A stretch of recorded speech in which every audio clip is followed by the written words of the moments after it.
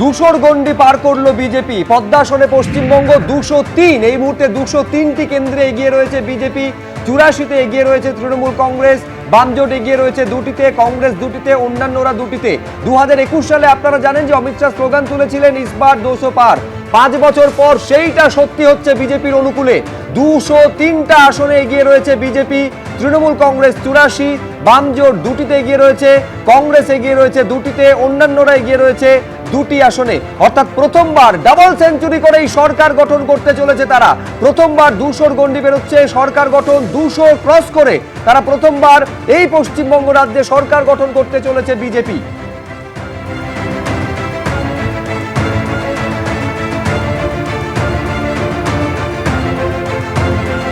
কিছুক্ষণের মধ্যে দিল্লিতে বিজেপির যে সদর দপ্তর রয়েছে পণ্ডিত দীনদয়াল উপাধ্যায় মার্গে, সেখানে পৌঁছবেন প্রধানমন্ত্রী নরেন্দ্র মোদী এবং তারপর এই জয় নিয়ে নিঃসন্দেহে পাখির চোখ করেছিল বঙ্গ বিজয়কে বিজেপি। তারপর কি বলবেন সেদিকে নজর রয়েছে। তার আগে বিজেপির সদর দপ্তরের ছবি দেখছেন।